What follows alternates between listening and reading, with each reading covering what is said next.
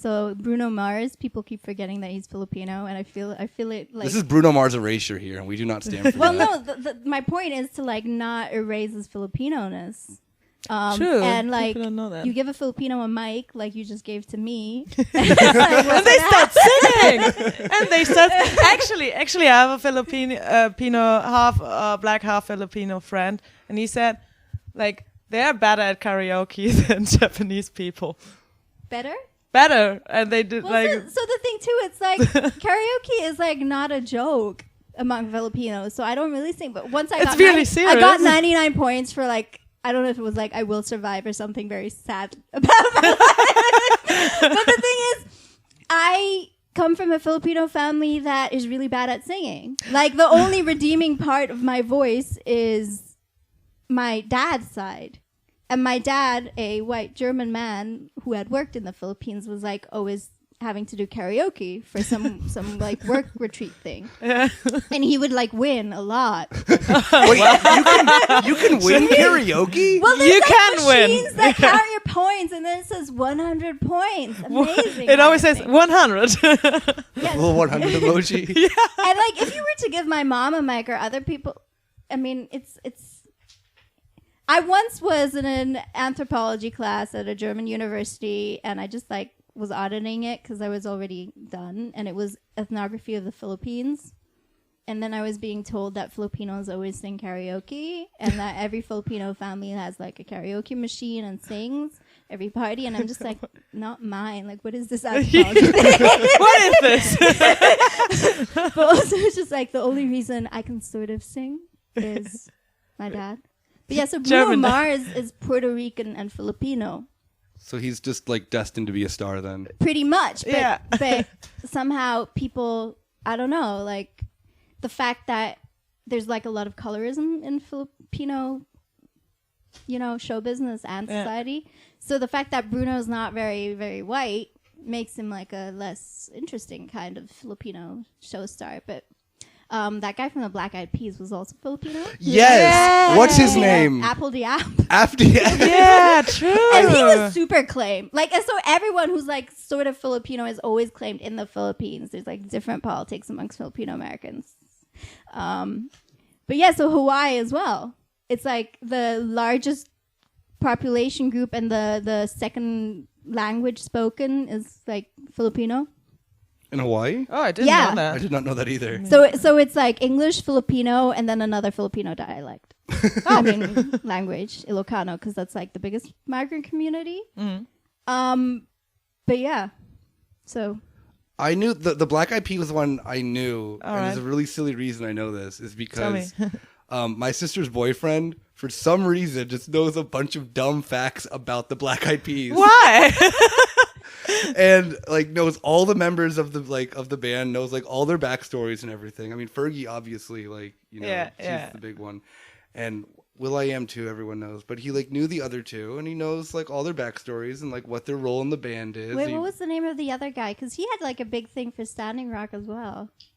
yeah, I don't. The guy with the long hair, right? Yeah. I forgot his name. I know that guy. Yeah, but App or what? Apple the App. Yeah, I'm not quite sure. Yeah. I'm not gonna look this up, but Yeah, I know but that I I know mean- that I'm gonna ask my sister immediately after this. Like, What's the name? What are the names of the members of the Black Eyed Peas? And she'll be like, oh yeah, you mean what's the name of the Filipino guy from Filipino guy. from Black Eyed Peas? She'll be like, oh, of course, yeah, Apple the App. I'm like, wait, what? Well, I mean, I know some more facts, but I forgot the name of the other guy, so I'm kind of embarrassed about that because I think this other time I went on a podcast about Mauna Kea and Standing Rock, I might have played that song if that was out yet. But anyway, I mean, like these protector movements, Yeah. they bring in a lot of music and dance and art as well because of the whole, all of this stuff belongs together in Yeah. Indigenous sort of meaning and being. So yeah, there's a lot of protest songs. And from Standing Rock, I'm pretty sure that the one Black Eyed Peas guys did one. So Like he wrote let's a- get it really started. yeah, let's get the protection started with the water.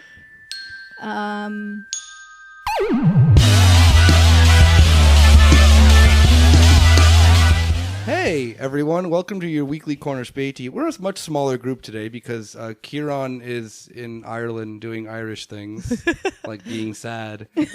And Rob is in the US doing covert ops for us, spying on DSA and letting us know what we should not do in order to be a good left-wing podcast in Europe.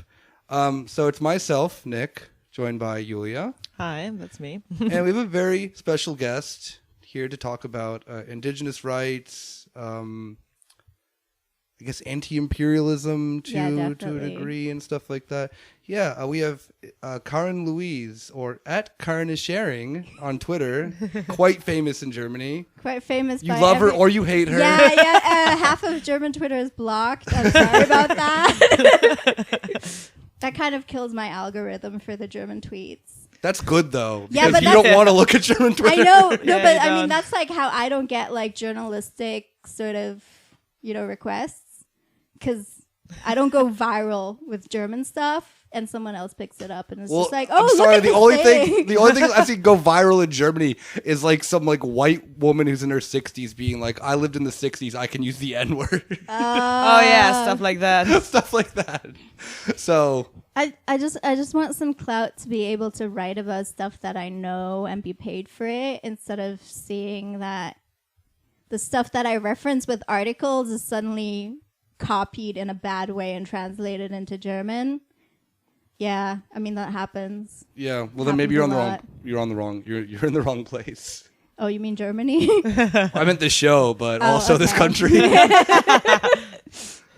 Neukölln is like a new thing. I made a tweet about me traveling here. You Oh. did. Yeah, and I called it a halbe Weltreise. Oh, it is. Ooh. Like wait, where? I Like- live up in the northwest of Berlin. So okay. this is also private info that I'm not very private about. Doxing. Moabit ist Beste. Thank you. Oh, Moabit. Seriously? All right, we're gonna get you that shirt then. That has. Have you seen it? That has The like. cross out from the Schultheiss. No, it's the one that's like Brooklyn, Queens, Bronx, Moabit. Yeah, I mean, we do that. It's, Yeah. it's We really do the that. nicest part. So I actually have moved around a lot in Berlin, and it's like You like it's it the in nicest, Moabit? Yeah. I mean, It's I very started. mellow. It's I- very mellow and I can. Nice. Yeah, I can I see started. that. I started in Moabit. Like when I came here, I lived with like a friend. When and Yulia then- had her big city dreams. exactly. And she moved Started to in Berlin and started in Moabit. Yeah, and So you already started at like the top of the top, pyramid and I then, went then down. you just Yeah, went to, Now to you're in Neukölln. Neukölln. Yeah, oh, actually, I don't want Moabit to be that gentrified. So I take everything back. I just said It's shitty. not advertising. don't move there. Well, no. To not gentrify it, say it's nice, and it's too damn expensive, so no one will move there. Yeah. But- Super expensive. So expensive. So expensive. It's like- Moabit's the most expensive part of It's- town. Do not go there. Yeah, it's way more than Charlottenburg. Yeah, or Dahlem or or whatever. Stieglitz or The So- Riza in Wedding is better than the one in Moabit. I hate to say. Okay. It is? I didn't know that there was. Wait, a which different one is the then. one in Wedding? I know the one in Prenzlauer Berg. And Leopoldplatz. oh, okay. I haven't been at that Riza They also have yet. different prices. Oh, they And the do? Turmstrasse one, after it closed, they like reopened with higher prices. Wait, So, yeah. what? Leopoldplatz. So I lived in Wedding before that. but- Oh, I also lived in Wedding Yeah. once. I just go to the Riza at Hermannplatz. Yeah, I've been to that one's- one. I've been to the one at Zoo, good. and I've been to the one in Prenzlauer Berg. Wow, you guys are like, Riza Kings. yeah, on East Side. Neukölln's Neukölln west is side, East Side to me, technically. okay? Okay, Some well. part of it was It's on the Sonderlee. other side of the U6. Okay, yeah. Then in that case, if that's your barometer for what's east and west, then yeah, So we're talking about Occupy in Berlin. yeah, Yes. yeah. Talking about I don't know. We're not talking about that. We're talking about much more important things. All right. Because Berlin is a swanky city of gentrifiers. I don't know. Actually, it isn't, but Oh. whatever. Yeah. So you may have heard in like the beginning that we're going to be talking about, and you specifically said for me not to call these protest movements for protective Protectors movement. Yeah. Yeah. Land protection is pretty much water protection. Okay, water protection, land protection. Okay. Yeah. So if So it's really the narrative to get out like the sort of indigenous narrative of this is a movement to protect the land, and it's not protesting development or anything. Or in this case, it's a telescope, so that's like very tricky how people have turned it into anti-science for the religion. Oh yeah, because I saw people. Seriously? Yeah. Okay, No, elaborate. It's about the land. So let's take this all the way back. Yeah, then. exactly. So for all of our listeners, if you did not get the cues, we're talking about Hawaii. Then in this sense of I cannot pronounce any of these, so you're gonna have to like hold my hand. You should try to pronounce them like a German would. Be German.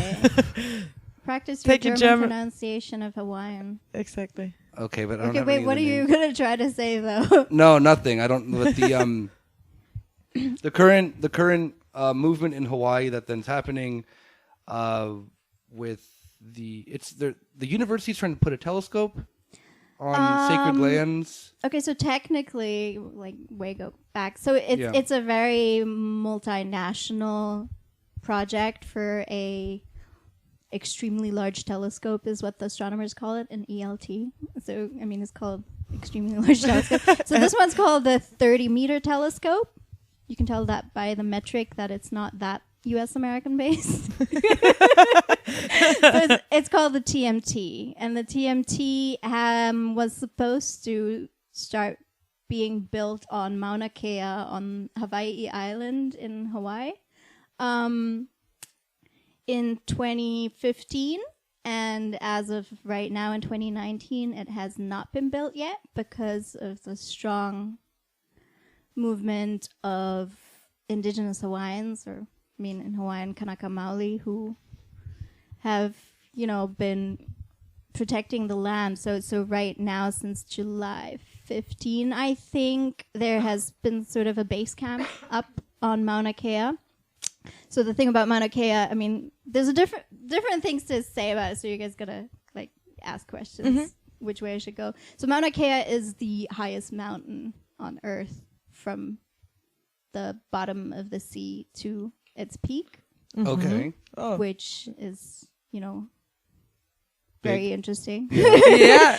Very Probably interesting in that case, also for astronomers, because of course, yeah, you can see stuff. It's on an island in the middle of the Pacific that doesn't have a lot of light pollution, and because it's a shield volcano, and I can't get too geologically technical on that, but so the wind and other things that astronomers love have made it like the place they really want an extremely large telescope on. The thing is, Mauna Kea already has 13 telescopes.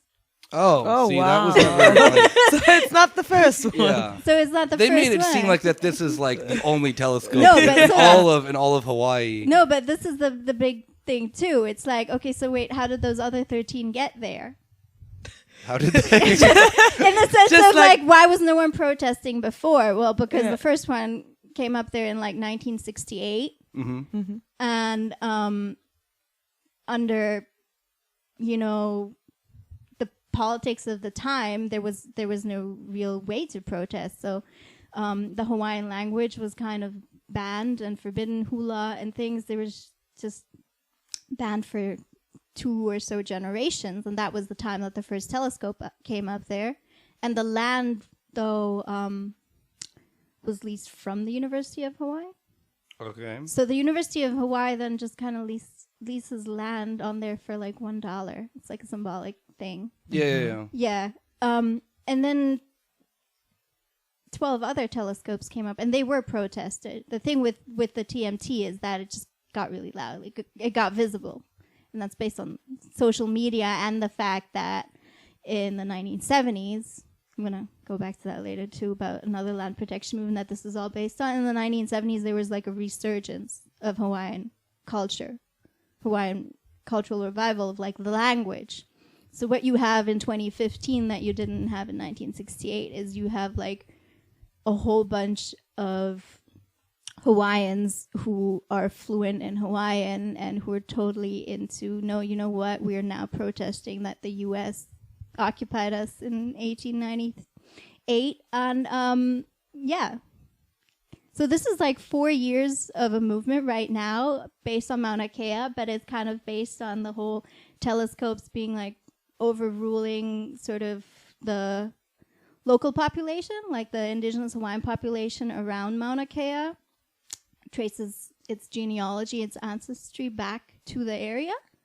And this is the other thing about Mauna Kea. In Hawaiian genealogy, it's an ancestor of the Hawaiians. So in like cosmology, you have the Sky Father called Wakea, and the Earth Mother, Papa Hanomoku, which means Papa who births the Earth. So that's the island, this volcanic island, right? All the Hawaiian islands are volcanic. And what Mauna Kea is the offspring. Oh, okay. And like sort of the umbilical cord between the Earth and the sky. So it's real important is what you're saying. It's really important. I mean, and this is also those things too. It's like there's like so many different levels of people in the protectors movement who are like going about it in the different ways that they practice culture. And in this case, I mean, there's also Hawaiian astronomers who there's now a movement that says like scientists for Mauna Kea, where it's just like, this is not anti-science. This is about, you know, so there's this meaningful land to a people that we have been like not listening to and overruling. Yeah, like the thing that I always, weirdly enough, I think it was like a video that you posted of the only smart thing Meghan McCain has ever said. What was it? I mean, I'm not saying the only, and one I of the really, very I mean, few. that was me making a snarky quote No, tweet you about didn't. it, but it was profound what she said. Yeah, and you know, the thing that I think is so interesting is in the sense of whenever anything comes to like being, especially in the U.S. or Western countries, if something is like sacred to Christianity or something like that, that never becomes like a question of if this should be, you know, demolished or let's say even like a historical artifact or something like that. Or you know, just Notre Dame burning down. Or yeah, like you know like exactly that. And that then it becomes like a massive tragedy or something like that. And then you see like Europeans, you know, flipping their shit over a damn building that burned down. Like to be fair, a beautiful. No, like it's cool. Yeah, but I mean, like, how I many think times? it's very important to say that no one died in. Exactly. Yeah. I mean, it's a no building one that's died. been burnt down like what 5 times throughout its history. Like it'll be rebuilt. Like it'll Notre be fine. Dame, had some incidents. And how like Europeans can then like look at a situation like that and like, you know, because in the sense of like, oh, this is important to Christianity, it's important to our they can civilization, raise a lot of it is. money in a short amount of that time. then makes sense, and then that's important. But when it's something that then comes down to something then that isn't white and isn't, you know, based on, I know that like conservatives love the like Judeo-Christian values bullshit nonsense that doesn't exist. Then it becomes a thing that then is like, oh, well, you backwards? know, backwards, or you're anti-science, or you're this, or you're that, and like that's the thing that I've because I saw a bunch of protesters, not protectors. Yeah. Of the university getting people to then go there and start doing that exact same rhetoric of that, like, oh yeah, you're anti-science, you're this, you're that, and how like inherently like racist that is. Yeah, I mean, wait, what? Yeah, it's all really colonial. Yeah, and I mean, this whole story is like the whole movement or the whole solidarity that comes out of it. I mean, okay, I guess you're basing a lot of stuff of what I've been tweeting, so I'm like a Twitter activist on that. Yeah, but I mean, I was also connecting. It's good content. I was also connecting it with what was happening in Puerto Rico, and also what is happening in Aotearoa, New Zealand. So it's a lot of these things where it's just like you have people protesting anti-imperialism, and then you've got like the white narrative over it saying, I don't know what you guys want. We're giving you money anyway.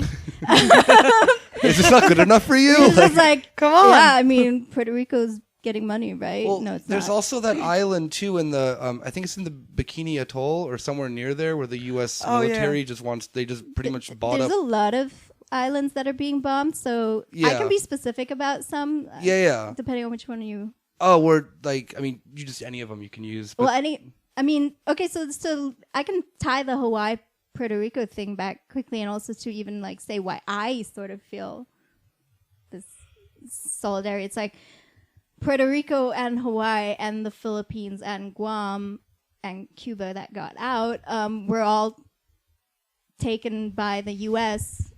after the Spanish-American War in 1898. There's more backstory to Hawaii, but in that case too, it's like So Puerto Rico and Hawaii are U.S. colonies, but not being seen or called that way because the U.S. has different jurisdictions. Guam has a different one as well.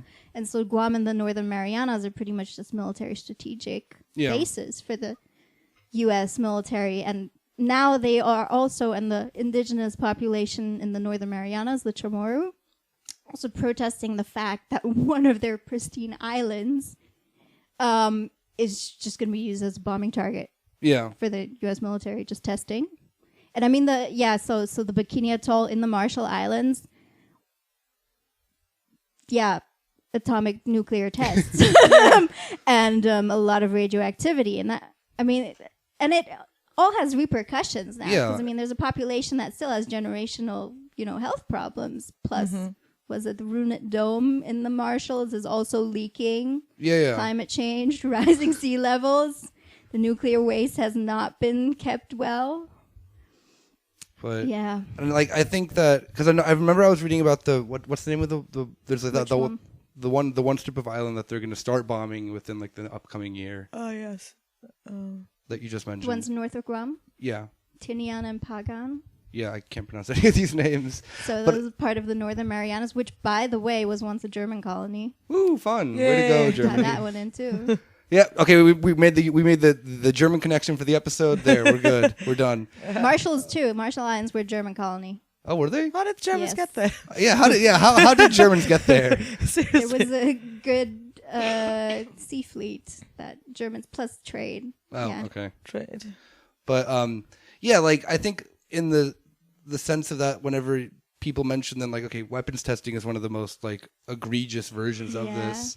Is that then there's also the like I think really just Americans who are just like just not confronted by just things that these like empty places that like the government finds and like, all right, well then we're gonna that's very American. Yeah. It's like there's like people who live here. They have to like literally be like moved off of the no island. One here. It's empty. Okay, so Australia does this too. Oh yeah. Oh yeah. So But like Australia, that exact same thing Australia does too, and I mean I would say Canada, which is currently called Canada.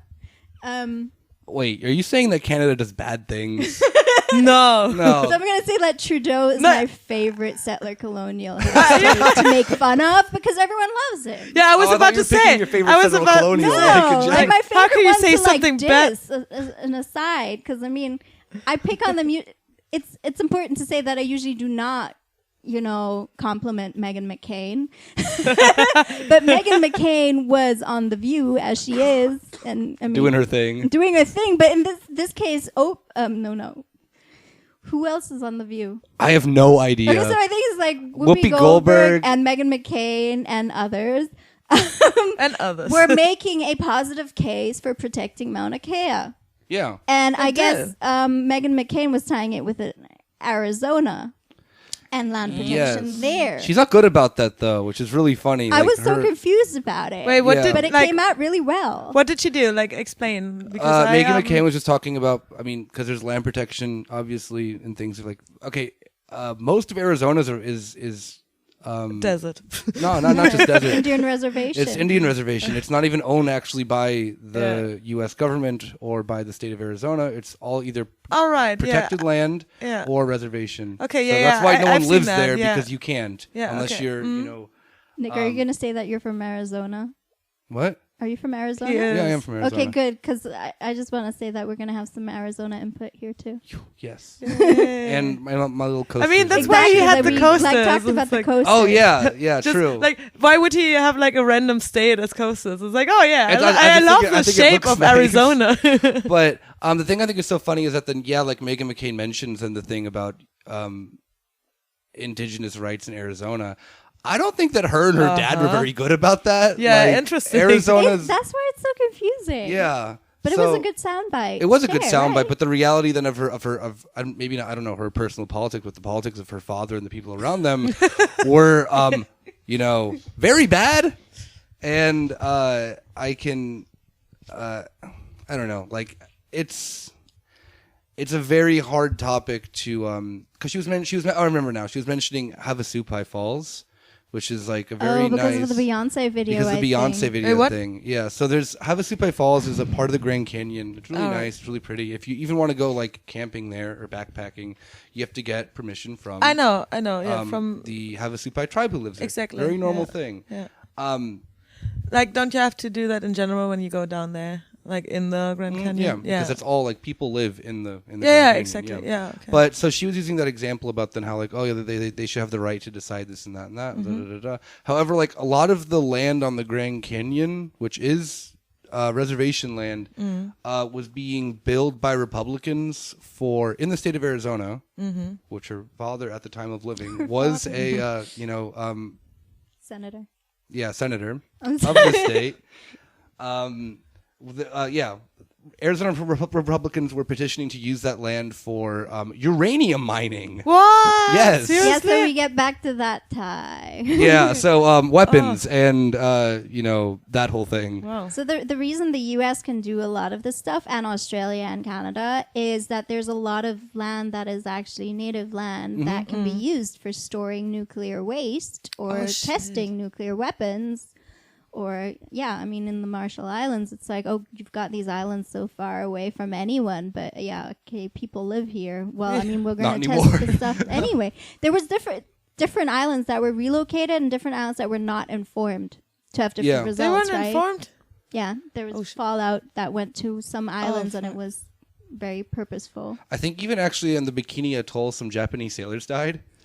Or there was a Japanese fishing boat that was in the vicinity that was affected. Yeah. Yeah, the Japanese were not thrilled by that. No. It's like a very small unknown fact that Oh, wow. Yeah. Japan once again having people die of nuclear radiation By the U.S. by the US. Yeah, that's the thing. But yeah, so Meghan McCain did a good soundbite. She did. It's good. And I actually think it's very, very interesting because, I would say I've been connected part of the Mauna Kea protection since 2015, April 2015, when the sort of first, Indigenous reoccupation of the area to stop the construction started. And the narrative is so different now. I read mainstream media, you see CNN and New York Times, and it's especially the non-U.S. media, but I saw one from AP and ABC as well, where instead of saying some Hawaiians believe this, it's stated matter of fact. It's not some Hawaiians believe the U.S. occupied Hawaii in 1893 or the overthrow of the kingdom. No, it's matter of fact, it's the overthrow of the kingdom in 1893, and this is sacred land instead of some Hawaiians believe, which is, I think it's a big difference. yeah. Which is why I also keep talking about it and emphasizing sort of this narrative to push it. And I get frustrated about, tricky translations. Me saying I wouldn't call it a holy mountain as a lot of German media is doing. But yeah. How would that even translate into German? It's heilig, and I think it's Heiliger weird. But I even sort of try to find out if this is just my English language bias. Can we emphasize the fact that I'm not actually a U.S. American? You fooled me. Yeah, I fool everyone, man. And then I get in trouble every time I say I don't vote. People They're really, what? What? dare How you can you don't vote in a country vote? that you can't vote in? I know, it's so weird. I vote in Germany. Oh, well. I'm sorry I didn't vote in the Philippines last time. So I'm actually also Filipino, and this is where it comes to just the Philippines was taken at the same time. And U.S. Americans don't really learn this in history either. No. Yeah. They also don't even know what the Spanish-American War is, so that's so the Spanish-American do you War guys at know? best gets half a page. I did read American History for Dummies before I went to Hawaii to start studying at a U.S. university. And that's all you needed. Well, it was just well, I thought it's okay, the one thing that U.S. Americans might be better at would be U.S. history. Nope. Not at No. all. At this stage, no, but maybe back then a couple of years ago before I was a grad student there, yeah, maybe, okay. Okay, maybe. Yo, you want to talk about the Monroe Doctrine? With your just, friendly, American friends who totally know what that is. Not I at just all. want to say that, and Which actually, the Monroe Doctrine has a lot to do with the Spanish-American War. Yeah, I still hate William McKinley. Yo, we're a 100% fuck William McKinley podcast. He's fucking sus. He's canceled. I mean, so there's also all this stuff about, is Trump the worst U.S. president No, there of ever course was? not. No. And then you're just like talking about all the different people affected by different things other U.S. Americans Yeah. did, or the fact that, the country was built on stolen land and genocide and slavery. Yeah, you could literally just even go for just the big ballers like Andrew Jackson and just like make the case, who Trump really fucking loves. Trump's a huge Andrew Jackson fan. Yeah. But you can just base the entire thing of like just take him and like he's way worse than Trump is, was, or ever probably could be. Like did massive genocide. Knock on wood now. Come Okay, on. yeah. We I don't still see. got some years. Yeah. I don't see Trump doing committing massive genocide within the United States anytime soon. But so back to the protectors movements. So what are some like, because you were mentioning also at the beginning too, like that the tactics that are used are much like intertwined with this sense of not just like identity, but there's like I guess it is identity, community, and like really community. With how you said there's also like a lot of like song and music and stuff like that too. That then I keep seeing videos of hula. Yeah, of hula and even like Damian Marley was there like singing. Which was, I mean, reggae is very important too, but Rastafari reggae music comes out of oppression songs, right? Yeah. Mm-hmm. And who else was there too? What's his name? Who was in Aquaman? Jason Momoa. Jason Momoa is the biggest. The Rock was there. Yeah, The Rock was also there too. But Jason Momoa was like already in 2015 the biggest name that was. Oh, he was there since he was always there. Yeah, he's 2015 already. Active. And he is native Hawaiian, Kanakamali. So I knew that. Yeah. I just remember seeing I saw the picture this week of him in. I think he was in like traditional. Like he was given lays, so that's the thing too. Like you would always see in 2015 and a lot of this where you have the Board of Land and Natural Resources and the police and the National Guard in them. There's a lot of Native Hawaiians who are part of it. And you'd have like family members protecting and family members sort of, giving aloha to the guy who was about to arrest them and handing over a lei, sort of in this sense of recognizing community and family. And it's like not a violent movement as some narratives and some astronomers behind the project keep trying to say. Have they actually been saying that? Like I haven't. There was an emergency declaration that was lifted by the governor, set on there for I think it was 2 or 3 weeks, which means he could have brought in the National Guard. And there were talks about pepper spray and talks about sound cannons and stuff that I keep away from protests, so I'm not too familiar with. Okay. But the thing with the hula and the chanting and the mele, the songs, is that if you have an indigenous group that was sort of forbidden from their history and their language for a while, you could pass it on through song and chants, or even the genealogical chant of the mountain that connects to the people. The other factor that's particular to Hawaii and colonialism and the Spanish-American War versus the other territories that the U.S. took is that Hawaii was a sovereign nation state before the U.S. came. Yeah, the kingdom of Hawaii. Yeah, it's like Russia coming into Crimea and saying, "Oh, this is ours now." Well, actually, hold on. Actually.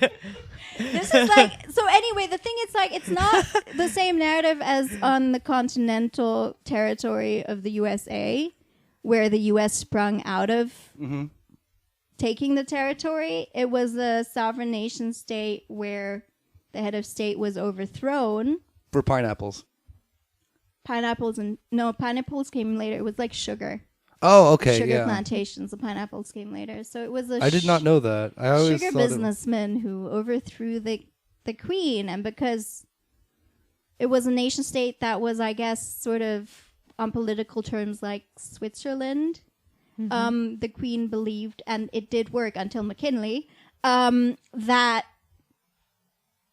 after some investigation reports under Cleveland, the U.S. president, Grover Cleveland, president who was twice in two different in non-consecutive terms. Oh, the only one. So yeah, Grover Cleveland actually stopped Hawaii from being annexed from 1893 to 1898 till the Spanish-American War because of, investigation reports and sort of keeping Congress from annexing.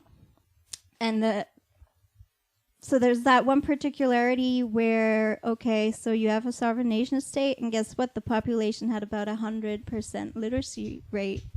So there's a whole lot of Hawaiian language newspapers that cover all this history. But if you have generations of people who don't read the language anymore, it took until now for a whole bunch of political science professors and historians and Hawaiian studies now to dig into these newspapers, get out the other narrative of, hey, this is what the U.S. did. And McKinley actually didn't properly annex the U.S. It's really, really a history thing. I guess the nation state and territory could only be annexed under actual annexation treaty. Yeah. And the U.S. did not do that for Hawaii. It's under some papers called a joint resolution, which officially cannot annex. So the annexation of Hawaii is also, there's other activist scholars. So that's why it comes then in the 1950s or whatever then. Became a state. Yeah. Also under very questionable sort of voting. It seems like all of this is questionable. It's all very it seems like colonialism is kind of sus. And I shouldn't in a lot of it. cases, and it pushes through until you've got more digging in archives and transparency and sort of rewriting, oh, wait, this happened. So the thing with the annexation treaty as well, the whole narrative of the U.S. was, so Hawaii wanted to become American, and Hawaii became a state, and they voted on it. And then a history grad student, Noinoi Silva from the University of Hawaii, was digging in the archives in D.C. in the 90s and saw, wait, there's 40, 50,000 protest signatures by the population protesting annexation.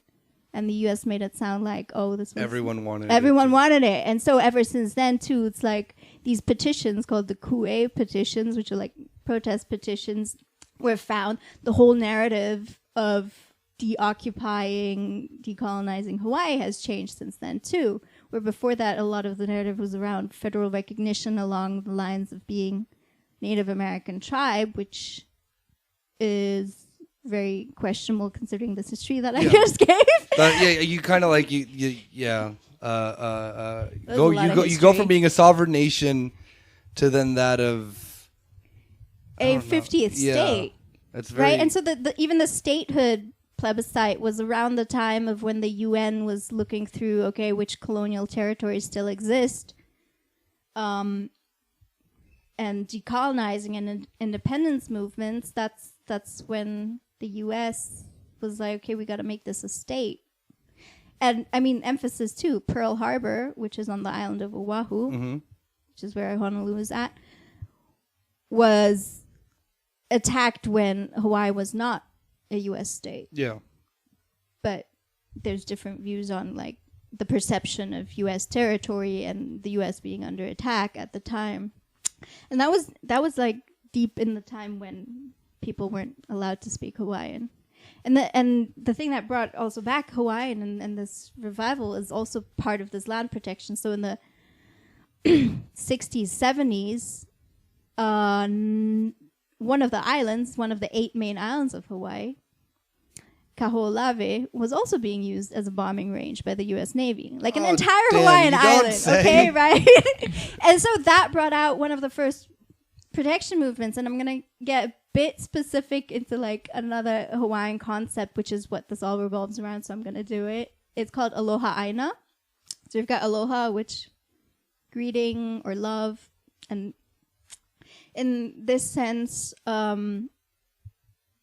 Aloha Aina. Aina means land, if you just want to do a literal translation, but the Hawaiian language has like a lot of double meanings and also like etymologies of words. So Aina actually also doesn't just mean land, it means that which feeds.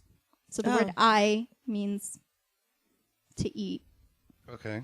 And the particle na is like to feed, or so Aina is also that which feeds, that which nourishes the people that are ancestrally linked to the land, as I said with Mauna Kea. What Aloha Aina also means is sort of, and this is where the translations get sketchy, it could also just mean patriot or love of the land. So Aloha Aina means love of the land in one sense. And these protest petitions from annexation were set up by sort of local groups called the Aloha Aina League, where you've got sort of kingdom patriots protesting U.S. annexation.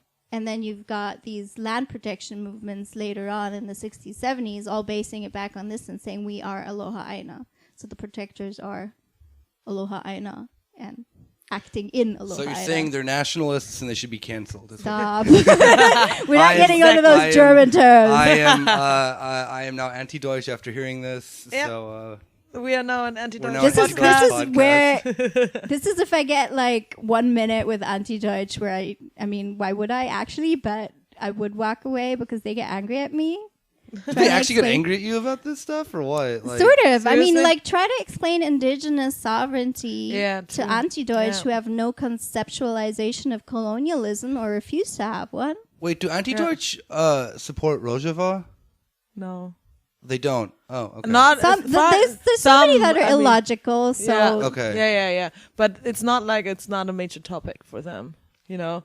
Okay. I mean, have you seen any of them at the protests for no, like I have not. So, Bekodana, yeah, but Rojava. because that's one that then I always think is really funny because it would fall exactly into that. It's like, Well, it's not Israel, so it's it's True. not okay. but yeah, because there would, because like in that sense, if you could explain to like white German whatever, I don't know, not even just like anti-Deutsch, but like white leftists about the concept of that, and like, oh yeah, nationalism, I mean, or like in that sense of like third world anti-imperialism. Oh, that's bad. This and that and that. It's like, okay, well, do you support X movement? And they're like, oh yeah, of course I do. Actually, It's like, actually, that would be interesting because like Mojave has a lot of like solidarity stuff going on with Palestine, so that would go against anti-Deutsch, of course. But I think so too. And Hawaii Yeah. definitely has solidarity with Palestine. yeah, Oh, so anti-Deutsch has to cancel them. Yeah, as and well. I mean, there's some interesting scholarly work on these ties,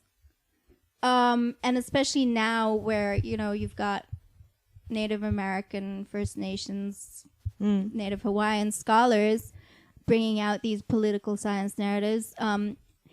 A lot of it a bit more anarchist than socialist, I would say. I mean, don't want to label everyone. Come on. Right. So anyway, some of these things also actually pick up on the fact that it's so hard to talk about this discourse with current day European nationalist movements or American exceptionalism, and I mean even Brazil and Philippines have their Yeah. thing with Netanyahu and Trump and them.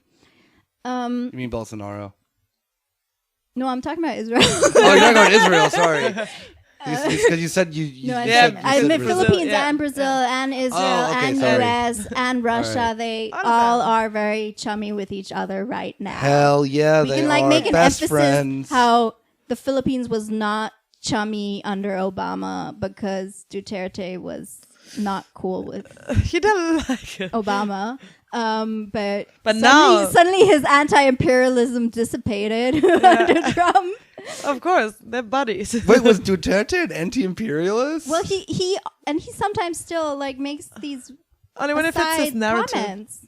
Yeah, when it fits his narrative. I mean, he's like a big talker. I mean, but like Erdogan does the same stuff too, though. Oh yeah, come on! For Erdogan, everyone is a fascist except for himself. Except for himself. I guess that's like. I guess it's always like trying to like put any of these leaders into like a clean cut. Like, they're a right wing authoritarian nationalist or this. It's like you kind of can't do it once you get out of like Europe, really. I think a lot of things are culturally specific, and I think that's why it's more interesting to compare, say, Bolsonaro with Duterte, than it is with either one to Trump.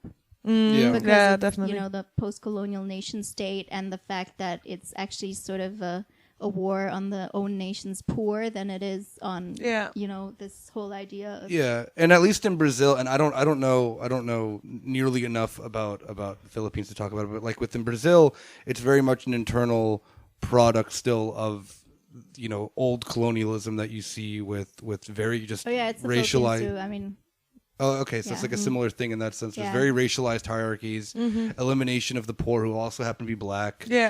And not Duterte. Bolsonaro's war against the poor is one that then just easily can be pulled out of a hat of something that happened within the history of and apparently, Brazil's like talking to some colonialism. Brazilians or reading some articles that were comparing Brazil with Philippines, Bolsonaro is like picking up on his like war on drugs thing that Duterte did, so he's copying that. Except that Brazil, game knows game. Game but recognizes Brazil game. is like a huger territory, and I mean that's where the Amazon and other indigenous nations come into play again, where it's like causing immense damage in this case of Amazon deforestation. Oh yeah, he loves that. And aren't like a lot of people in his cabinet like just were miraculously like acquitted on charges for like shit like that? I don't know. Never mind. I feel like sometimes there's a disconnect in language media. I feel it's kind of sad that I don't read Portuguese. I don't read Portuguese either. I just remember seeing something that there were these people, like there were a lot of politicians who were then, they had a connection to whatever the big industry in Brazil is. I think it's mining, or it's not oil, but whatever that has to do with the deforestation. And they ended up getting in trouble for, I guess, like doctoring a lot of the like information or something like that. Okay. And then magically, when Bolsonaro gets into power, they were just like completely freed of whatever charges that they had. Oh, okay. But I forget for exactly what it was. Well, but there's these people I think are now in his cabinet. Yeah. Yeah, and I mean, even on this talk about land protection, the Philippines apparently just It was farming. That's what it was. Oh yeah. Just got first place over Brazil about the amount of land defenders killed in a year. Oh wow. Great. Okay. That's insane Number because one. Brazil. That's a lot of people to. Yeah. Brazil is a lot bigger. And I think at 1 year Brazil had more deaths. This isn't like political deaths, but just deaths in general than the entire Syrian civil war did during that year. Oh wow. Of like murders or whatever. Like So that is bad. That is not good. So even. Yeah, and so with Mauna Kea and some, like you could see with Standing Rock, a lot of this land protection and indigenous sort of community sense, it's led by women or by non-men. And you can see that a lot of these fascist governments are led by men. Led by men. Well, I mean, I know Filipina leftists who have called it macho fascism. Yeah. So Bolsonaro and Duterte and the others. But that's like inherent in fascism. That makes sense. Yeah.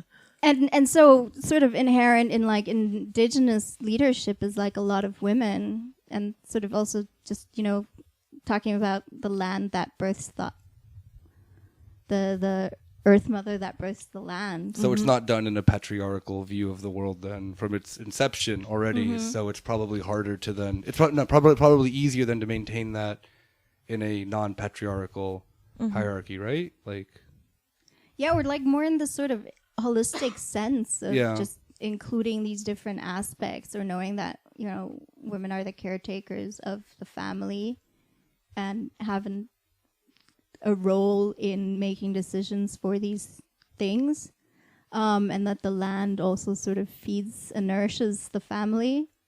Because, and this is one of those things too that's like really, I mean, people understand it, but it's really difficult to sort of explain at first until you understand it. Like this whole thing of seeing the land as something that's like ancestral to you and a family member, which means that no amount of money can actually repay it, right? So you'll have a lot of mining or telescope or military, but usually they don't pay. Sort of saying, so no, but we're giving you this for that. And it's like, but you know, the meaning. And so even with the island of Kaho'olawe, what stopped the U.S. bombing is that it was reoccupied by Hawaiian protectors who went on the island while it was being bombed. Oh, wow. Oh, So That's insane. And so one of them, and this is like, I mean, I think it's interesting because I think a lot of the protectors in the 60s, 70s were still a lot of male leadership, which I don't see as much right now. But one of them is also part of the current Mauna Kea protection. So he's been doing this forever. And he was with another protector on the island of Kaho'olawe for, I think, 3 or 4 weeks while it was being bombed. Wow. And like living off coconuts and eels and free range goats on this island to really sort of symbolically retake the island. And I mean, under, you know, normal ethics, not have it be bombed while there's humans on it. But yeah, They still did. they still did. But so the island was, you know, reclaimed. But it's got like all the military waste on it. Yeah. I mean, it was like semi-cleared, but the land also, I guess in that sense, it's also like very hurt since it's damaged. It also probably is like very radioactive too. Because I think that depends on what the U.S. Navy was doing on Kaho'olawe. I think just like general munitions in general though have bit of so all that munition is still in the land, and like it's there for thousands of years. And so there's a lot of like cleanup for that, but it's connected with what's happening in Mauna Kea now. So you've got Walter Riddy, who was on the island back then. Oh, cool. And that will like sort of started this wave of Aloha Aina and the resurgence of the language and all this, you know. And also just like, I mean, I know from some Native Hawaiian friends who were like not from Honolulu or there's one of the main islands of the main 8 that is inhabited that was actually private property. So in that case, because it was under private property, they continued speaking a Hawaiian there that developed differently than from what's now being taught on the other islands based on things that were written. But people were still practicing hula and chants and songs, just usually in secret. So it's like, I guess a lot of different families handled the ban differently. Yeah. Also depending on where they were based. Yeah, that's like a pretty common factor with like a lot of people then who are like oppressed under some kind of cultural restriction. In the sense of with like Turkey and Kurdistan, that was very much the thing when the Kurdish language was banned entirely up until the 1990s, I think it was, where they had like it wasn't even like that they tried to reintroduce then the Kurdish culture, because the Turkish government didn't even try, but the Kurdish people tried to do it themselves. But it was just made that then, like, at the point that the language then at that point wasn't illegal anymore. Yeah. But they were still oppressed for then using it, which was then, like, I would imagine that it's still, like, kind of similar in that sense, too. It's like you can then practice your culture, but you're still, like, the barrier to entry then into this, because you've been so far removed from it, is already incredibly difficult. Then when you try to then reclaim or even what some people are saying, it's like, oh, grandma just still doesn't speak it because she was told not to. Yeah. Like even if they want to speak it with her now, and I mean, this teaching and learning things again. This is like super important for Mauna Kea. So part of the Protectors base camp that has been set up since mid-July there includes a university structure. And you talked to me briefly about this. I talked to you briefly about this because I think it's really important. So the U.S. university system is about to start again. And a lot of the protectors on Mauna Kea who are a bit in and out, but some of them are like based there. I know one associate professor of the university who's like based there throughout all this time. are teaching sort of seminars up there, and also now giving out credits for it for the University of Hawaii system if there are sort of protectors who are not able to attend class in Manoa because they are hanging at Mauna Kea to protect the land and kind of still don't want to, have to fail out of class. And the university is letting them do that? These are associate professors or full professors of the university who are part of the protectors movement. I've seen the document list that are listing the different classes. Cool. So this is the one thing where the university would be giving credits to students who are there, and then there's this class structure where I've seen also a lot of names of classmates I had. So I went to the University of Hawaii at some point, who are part of the protection movement and up there and giving different classes, and the thing with the feminism and this macho fascism things, like one of them is sort of what would translate as like LGBTQ sort of seminars, and in Hawaiian is like mahu, is teaching on that, where it's like sort of countering this colonial propping of binaries and forbidding homosexuality and other things.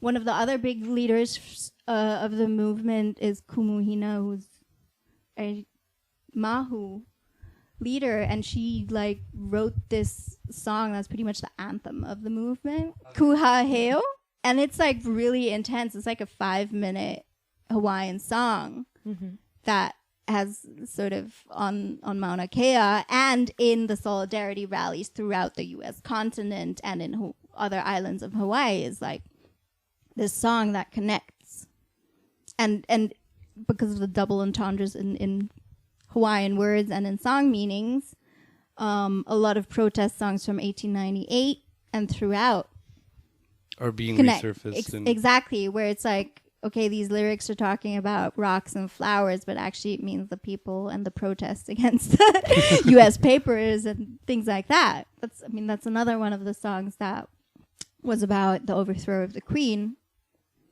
Yeah, I find it really interesting too, because like there's been like, I find it really because there's always been a connection between like the university and protests throughout whatever nation that then you look at. However, in the United States, it's always kind of like a kind of backwards, weird one, because the university has way too much power and money. And money, exactly. So I believe this was in like the 60s or 70s, where you had students in like California was a big one actually, where students were going out and into like learning theory, learning like all the stuff that they were learning, and being like, okay, like we have to take this then like we're learning then things about how fucked up the world is, and how like class learning structures. Makuza. Learning what? Makuza. No, not learning cool stuff. That's the only thing that people in the U.S. Well, in the now 60s because learned. if you're now in the U.S., if you're introduced to anything that then radical left wing philosophy, it's just Makuza, who's just like, whoa, man, capitalism is crazy, but don't try to change it. Maybe you should take some ethnic studies classes, because I feel like that's Probably, Actually, but that's what came out of those movements too. yeah, but it's exactly that. So Yeah. then you have within the movement then people reading then radical stuff and be like, okay, I want to go do radical shit. So they went into like the neighborhoods in Southern California, and we're trying to hold like workshops and seminars and stuff like that for people within their communities. Did you learn this from Daniel? I did, yes. And the university actually forbid them from doing that. And like it's kind of funny how like, because this is in the 60s, but how like the university just continuously like spoon feeding you then this theory and stuff like that. But then when you actually then went to go then put it into practice, that was never a thing that then you were actually. Germany's the best example of this, because how many fucking dumb students do you know who are then just like they'll read like Marx, or they'll read like, and then they'll just like the next step also happen to be a lot of anti-Deutsch as well. They'll go and they'll read like Adorno next. And then it's kind of like the Frankfurter Schule thing. Yeah, you read it, and then you go talk to your friends like over a glass of wine about it. Yeah, and that's what or you do. the 280 characters morphed on Twitter, and then it's exactly. really bad. And then like that's for being them, radical. Like that's in the sense of like radicalism for white Germans like that. But for people that who actually then are or they write for oppressed Jungle Magazine or something. Yeah, or they write for a dumb magazine. But how I mean, I find it really cool that the university then is not doing the typical thing that an American university would do. Well, I mean, it's question. I mean, the university chancellor president did show up as well. Oh. Okay. He's being protested, and I think there are... For whatever he did, I don't know what it is, but he probably should be because He's a white guy. Okay, cool. In that sense, he should be protested. He should just be canceled. He's a white There's guy. also different levels of like this whole settler colonialism. Yeah, in Hawaii. yeah, I mean, of course. the governor is not Indigenous Hawaiian, but he is Okinawan, and that Okinawa is a group of islands that Japan colonized in pretty much the same way. But then there's a different structure as well in Hawaii, where the Asian population, Asian men, are like at the top of the hierarchy. Mm-hmm. Except from the university, where there's still a bunch of U.S.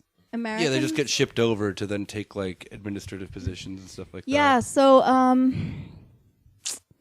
the thing with the university too is like, and this is like often said why they set up this university on Mauna Kea, and why they've been a lot of the students and professors have been protesting it, because the University of Hawaii calls itself a Hawaiian place of learning. Mm-hmm. And then it's like, okay, but why are you arresting your own students and professors? And I mean, like, emphasis on professors. Like, a lot of the people who have been arrested are elders. I mean, there was different tactics over the last few weeks. One of them was a line of Native elders were willingly standing at the front of the line to be arrested. Sort of, I mean, I'm going to say like Extinction Rebellion way. Yeah. This way where it's like you're purposely having a group of people be arrested to keep the next group from safe. It's not like, all right, I guess I have to like, because I've made a comment about how I hate that tactic when Extinction Rebellion does it. Because they're way too happy when they're not arrested. But that's not, but the tactic that Extinction Rebellion does isn't that though. It is getting arrested. That was me being very short about it. Oh, okay. But because the thing that pisses me off with the Extinction Rebellion thing is that the guy who I forget his name, like Rupert Reed. Yeah, cool guy. I read the last manifesto. It was awful. I bet it was. I believe that. How much just like hidden racism is just like, you know. Yeah, no, this is not that. This is not that. This is actually really this like sort of the elders sort of. Okay, so it's not like Extinction Rebellion. No, it is them putting themselves up front first. Yeah. And another tactic was also, I think, but that's like a good, respectable tactic. Exactly, it is respected, but the narrative can be flipped again, saying, "Why are you letting your elders be arrested instead of you?" Yeah, which is like, no, they offered this was the tactic, and then there was another tactic where also some UH professors had chained themselves to a cattle grate that was on the path. So 8 of them chained to it for like a day throughout, with some nice Hawaiian traditional massage and people also caring for them to keep the construction vehicles from being able to proceed. And I guess what's a thing right now too is just a lot of sort of famous presence of activists like The Rock and Jason Momoa, and I don't know why I shouldn't find it funny because it isn't, but I'm just imagining just these two just beasts of men. I mean, The Rock is actually and The Rock also went on Jimmy Kimmel, I think, and also said like, I'm really bad at watching short videos. Yeah, I mean, you're probably the only person in our generation who has that problem. I'm older than you guys. But yeah, I have like 30 tabs open to read stuff instead of watching videos. But The Rock... Look who's an intellectual over here. I don't watch videos. My computer crashes. I watch TikTok videos and that's it. So in one of these things in a talk show, The Rock was like also, and as far as I know, he's a Republican. Yeah, very much is. Right? And as far as I know, he appears to be interested in elections at some point. Yeah. But he also has like this 2 or 3 minute soundbite really talking about how the land hurts and to listen to the people there, and that's why he felt, because he's Samoan, which is Polynesian and connected to Hawaii culturally, but he was also like living in Hawaii. Came up there.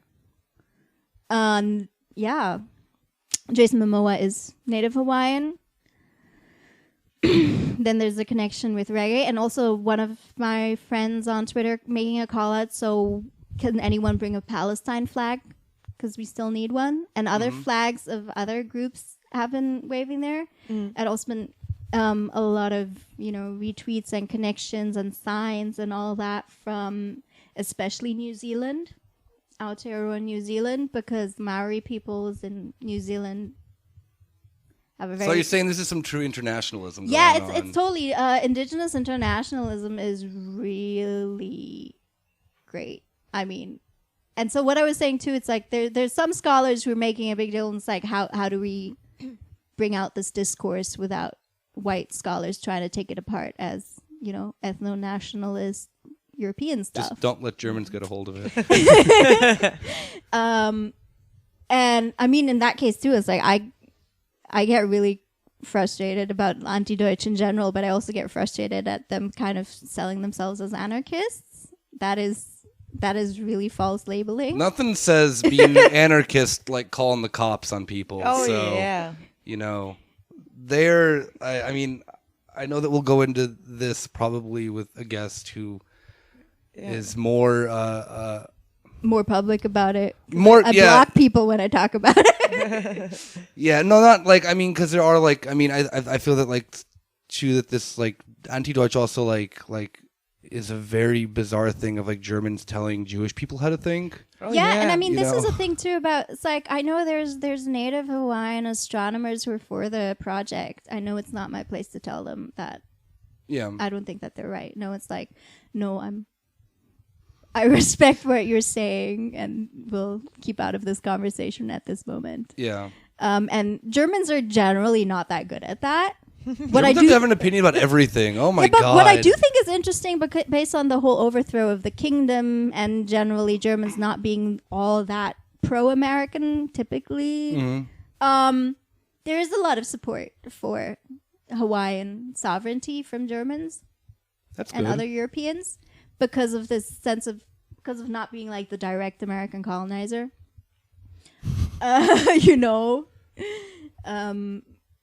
And I mean, a lot of Hawaiians are also part Asian.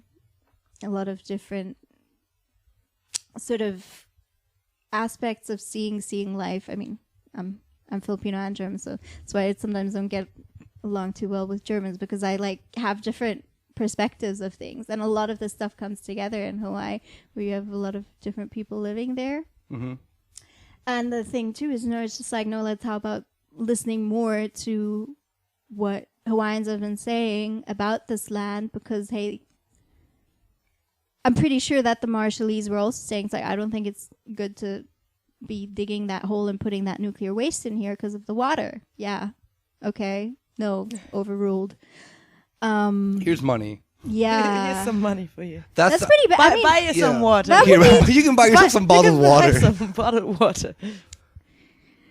But that, like, because that's like the monetization thing is something I think that's really funny too, because that's something that then also, speaking of something that a lot of people don't realize is done through a settler colonial mentality, is exactly that, is this idea then of economic thinking that we all apparently naturally do, which is bullshit. But there's been there was really interesting. There was a an experiment done with, I think they were like farmers in Mexico, if I'm not mistaken.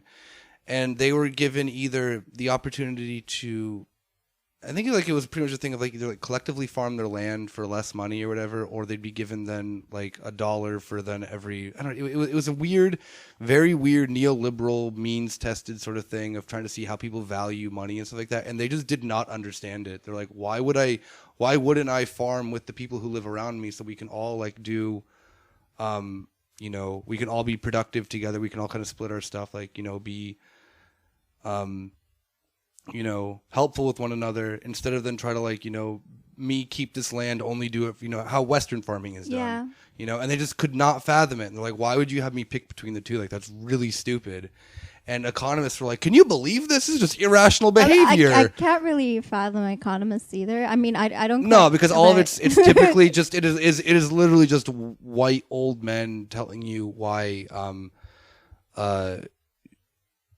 your you selling anything for money, no matter how bad or good it may be, isn't the only rational choice that you can make. I really think it's interesting too. I mean, like, even if you have Europeans talking to US Americans about healthcare and Germans being just like, I don't understand how you don't understand this kind of thing, where it's like, why would you pay taxes to help other people be functional members of society? How dare they?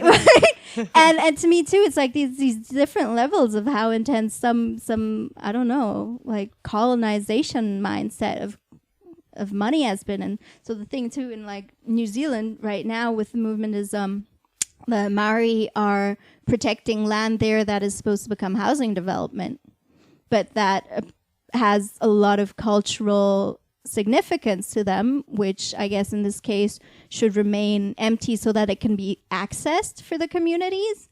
Whereas there's 6 Maori groups, I guess, that have a connection to it, and one of them was consulted, and one of them agreed to it.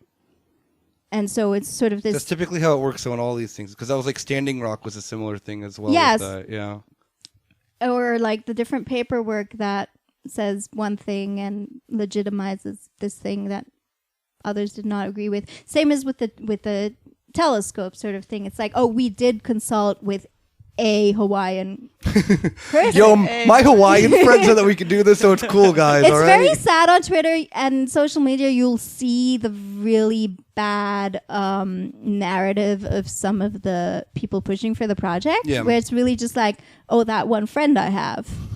And one of them, there's this one white... Yo, I have a Hawaiian friend. I can say it, all right? Yeah, there's this one white, not Hawaiian, definitely not Hawaiian, a white scientist who is either US American or European even, who has gone into very long threads about quoting Captain Cook, the person who, came to Hawaii and the Hawaiians did kill. That's like a claim to fame, where it's just like, no, like the Philippines, I'm gonna say this too, it's like our claim to fame is killing what the Americans call Magellan. Yeah. Called Magellan. Yeah, he was fucking murked like, there. I mean, he like tried to go around the world and then he was killed in the Philippines. Wasn't Marco Polo also killed in the Philippines? No. Or he was killed somewhere else? So Captain Cook was killed in Hawaii. Yeah, I know that. Crossing the I know Pacific. about that, yeah. And then you have a white scientist saying this telescope should be built because Captain Cook said this thing. Wow. He says, bully, I love telescopes. Exactly, that's what he said. That's the stupidest shit I've ever heard in my entire life. Like, that is really You should picking look at her straws. tweets. I'll send you some. They're fascinating. But I try to keep out of those unnecessary sort of discussions where it's just like no distraction. Yeah. Right? And so there's this other thing also set up, like sort of a doctrine of kapu aloha, where it's just like, no, do not like let the anger sort of get the best of you. Like very short form. But also sort of like protectors who are going through, other things in their life and not all that clear about things should probably not be coming to Mauna Kea because they're entirely, even mentally distracted by other things. Yeah. To really be in that sense of space and place for the mountain. Yeah. I think it's just really important to note that this is like really this indigenous internationalism, and a lot of these movements are connected. And so even for me, at some point, I really, for the Hawaiians that I was really feeling this aloha enough for, to make a stand about Palestine.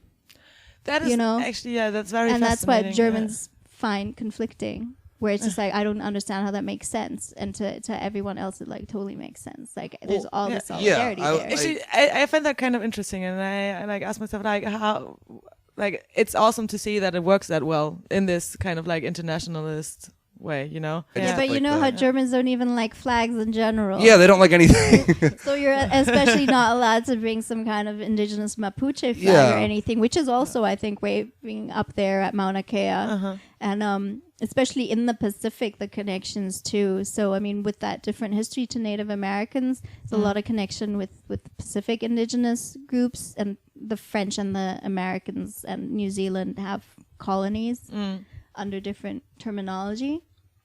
And Indonesia does too. And like, how do you even talk to white leftists somewhere else that a sort of post-colonial nation state has an entire half island, the largest one, under occupation. Yeah. Yeah, but their only view of the world then is through like just imperialism, is it not? Then like what it ends up then backing up. You know, I guess we can just call them up by name, but like people like anti-Deutsch people and stuff like that.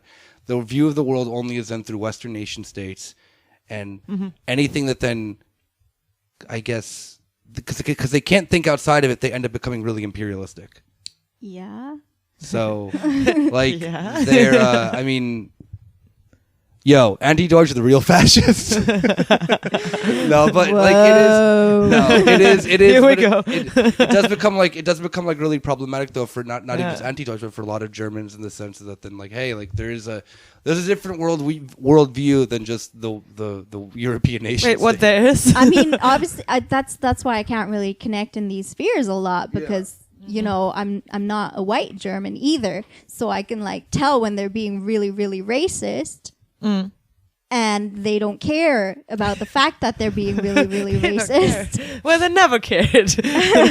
They probably give you some like dumb thing of like, oh, actually, I can do it because of like. We're gonna explain to you how they're not racist, in fact, and you are the one that is racist. Yeah, definitely too, where they're telling Jewish people that they're the real anti-Semites. Exactly. Yeah, that's Classic German move. Classic German move. Almost as German as that move of that thing of the Afrofuturist festival here that had no. That's normal, isn't it? Yeah, it had no black artists. Yeah. Oh yeah, true. Yeah. In Berlin. Yeah, but I that's mean, a really normal German thing. all of academia in Germany, pretty much. Oh, it's yeah, like all like- white professors, and when they say diversity, it's white female professors. Yeah. And See, we have women. and I'm just like, no, but you're still racist. Yeah, true. Yeah. I don't think I've ever had like a What? person of color here as a professor. Let me think about it. Wait. You took Daniel's class, but he's not a professor. Yeah. True, he's not a professor. But yeah, I think me neither. You don't think so either. You there aren't that many. I mean, even Yeah. I mean, I made another snarky tweet earlier, or where I guess some people I know who are at UCSD, San Diego, in ethnic studies, and talking about how amazing ethnic studies there is. And I said, well, you guys even have a black German professor, because all the white professorships, I mean, in Germany, you can't like suddenly have a black German professor. So they're at UCSD being an ethnic studies professor there, because no one will hire you've them. got a black studies professor in Germany who's white. And then you've got another black studies professor in Germany who's white. That's another, like, Germans, like, that's like a real German thing though too, is like for some reason Germans really like when they'll get really into like a culture that they find is like, well, because we don't have one, okay? and ethnic or whatever the fucking horrible racist term that they use for it is, and like, yeah, Yeah, all like, the philo stuff, the philo-Semitism, the total like fetishization. Yeah. of things. And yeah, I mean, I have they, like with Native American culture, they did that too. yeah, in the Oh my God. enthusiasm. It's enthusiasm, yes. Oh my God, that's the weirdest thing I've ever seen in my entire life. Yeah, why are Germans so infatuated by that? Karl May. I know that, but like why? Why was Karl May so infatuated by it? He never went to the United But States. have you also seen that some of the actual neo-Nazis at Chemnitz and stuff wear T-shirts that say Ureinwohner, like indigenous, right? Oh, And so there's a lot of this right-wing narrative. Indigenous rights. There's a lot of this right-wing narrative too about indigenous rights, and it's like all coming together. Even with some standing arc organizing I did in Berlin too, where it's just like, oh, how many New Agers are here just because, or me doing some translation actually as like side gigs that were given to me by a friend who's Native American, because he did not really want to give it to an official German translator. Yeah, I do not blame them. Yeah. And then one project, which I then also, after a short 10-page thing, declined because I was like, yo, I cannot do this. Like, this is... It's called... Like, the title of the work, I'm not going to get too specific, but it's called Sacred Something. Yeah. And I'm just like, how do you want to translate that? And even the person who was giving me the project was looking for an Indigenous person.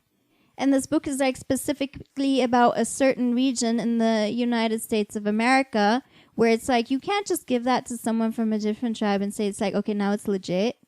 Yeah.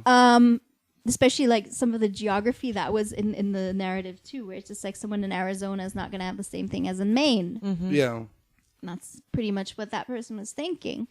Or wanting to do like a sort of pan-Indigenous handbook of racist terminology and be anti-racist about it. And I said, some things are like self-defined, are totally the preferred term in one place and are totally not what you should use in another. But that concept is not understood. Yeah. But then they can probably like tell you very like specific intricacies of like some language that they kind of sort of know. Like, I don't know. I always like... This was actually also a linguistics professor, so I'm about to like say, I really, I'm glad I gave it up again, but it was gonna be awful. And I also thought it's like this thing doesn't even have to be translated from English into German, because anyone who respectfully understands the topic will be able to speak English. This would be opening it up to an entire different new age audience of Germans that should not be using this. What are new age Germans? Oh, I mean, I can link that back to Hawaii, which is like really annoying. There is a Hawaiian shamanism that was made by Germans. Oh. It's called Huna shamanism, and like shamanism is not a thing in Hawaii. Yeah. But they took the word kahuna and turned it into a shamanism, and it's by this white German guy. Nice. And there's so many like retreats and seminars on it. Oh, German! I should not have asked what is German New Ageism, because that's even worse than what I could have ever imagined. And I mean, even when I talk to certain groups of people here about what I do and Indigenous rights and Hawaii, people will suddenly tell me about Huna shamanism, and I'm like, oh my god, that is horrible. Oh my god, I'm gonna bad. Google that. Yeah, I'm gonna Google it too. I want to see what this is like. Oh, me too. Oh my god, like I'm gonna Germans have to ruin everything. Well, well. I mean, not that like American New Age shit is any better. It's also but, not fun. Yeah. Like, I don't know. I only like Russian New Age, esoteric right-wing shit.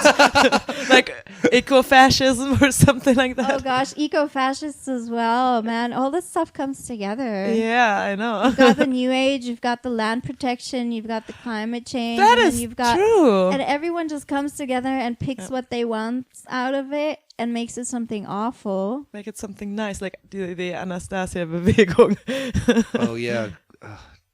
What I think is interesting too, I mean, it sort of connects because I'm very surprised that has come up.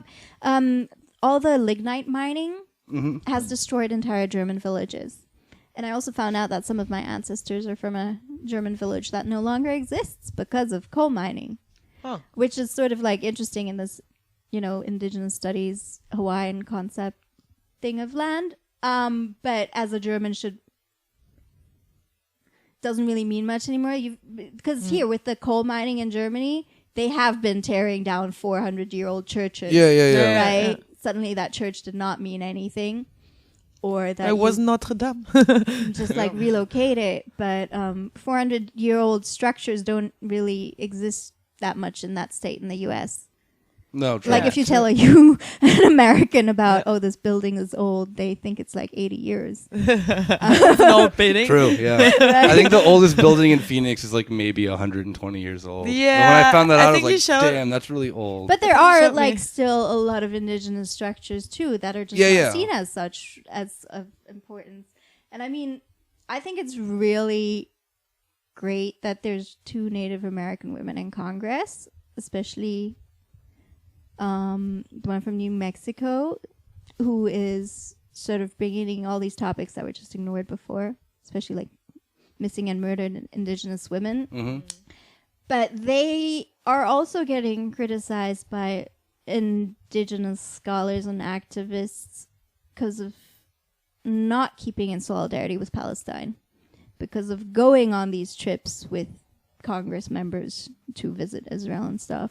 So you've got all these different levels of radicalism of trying to work within the system, trying to change some things, and then it's just like, different strategies. It is also the U.S. I mean, yes, it is also the U.S. Like, Zionism is probably more important than, like... Yeah, but in Germany, too. Like, what do we do here with the Bundestag resolutions and stuff? Yeah, true. Actually, I think it might be more restricted here. Right? And I think, I mean, I don't know if it's more restricted, but the fact that there's not much counter-narrative here because for... But there wasn't up reasons, until very recently in the United States, though, either. But there's a lot more of a Jewish population that can speak against it, whereas obviously here not, right? And that makes the big difference, where Germans can just decide things, overrule things. Well, we also have the Zentralrat, so...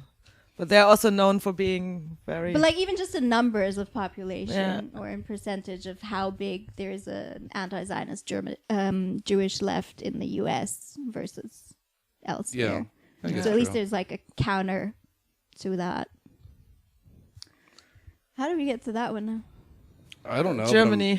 Germany just ruined you. Germany. Yeah, the whole cultural appropriation. Yeah. Oh yeah. Oh yeah, that's how we got there. Shamanism. Oh my gosh. What's it called? I mean, like I really, Huna, just Huna. Huna. They removed the ka. Okay. I mean, there's some words you can't just like cut in different places and give a new meaning as much as Hawaiian words do have double entendres and particles and things. Yeah, Huna just I'm did looking that. this up right now. But I mean, I guess for others who kind of have more of a genuine sort of interest in supporting these movements, there's a lot, and there's a lot of connection, like as I was sort of seeing in a lot of the Mauna Kea, especially with New Zealand, and that land development project. I found it. Okay, I'll look at it later. But yeah. So yeah, please don't look up Huna shamanism because I don't want others to learn that stuff. Yeah, I did it. I did it for all of our listeners. You do not have to. All this information now is in my head to protect you guys. Yeah, look up Protect Mauna Kea. And I mean, again, this thing too, like where I get into these tricky positions with like white Germans because of not being white is where people make me Hawaiian, and I'm just like, no, I'm not. Like to also emphasize sort of in this personal integrity responsibility thing of no, I'm like gonna be upfront that I'm not an Indigenous Hawaiian and not speaking on that behalf. And Germans are like, no, it doesn't matter, you're brown anyway. And I had that happen with a white German professor who does black studies. Wow. I thought you were going to say a white German professor who does blackface. Oh, God. Well, sort of. Uses the N-word because she can and has a black husband. Wait, what? Wait, seriously? Oh, are we still live? Yep. Yeah, I mean, like, that's the kind of academia I'm up against here. And wait, what the fuck? Like, wow. yeah. Yeah. I mean, there's all these... How old is this person? Are they like a 13-year-old guy? And they're all like, oh, yeah. Listen to rap music. This isn't even like that uncommon. So even... Oh, I know that it's not. That's the unfortunate thing That's here. the unfortunate thing. So I don't even think that this anecdote is even as strong as it was when I first found out about it. Because even once at the university at Humboldt for like professors interviewing, and the student group was kind of like, okay, let's have some questions that we want to see like how they answer, sort of like casting. And one of them was kind of okay, what if one of your students uses the N-word and other students are upset? What would you do? And what happened actually was like a few of the professors were kind of like, there was 6 or 7 candidates, and all one after the other.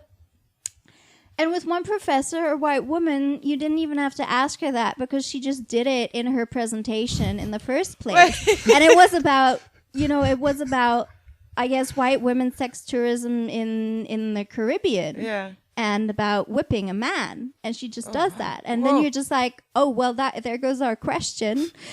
Whoa.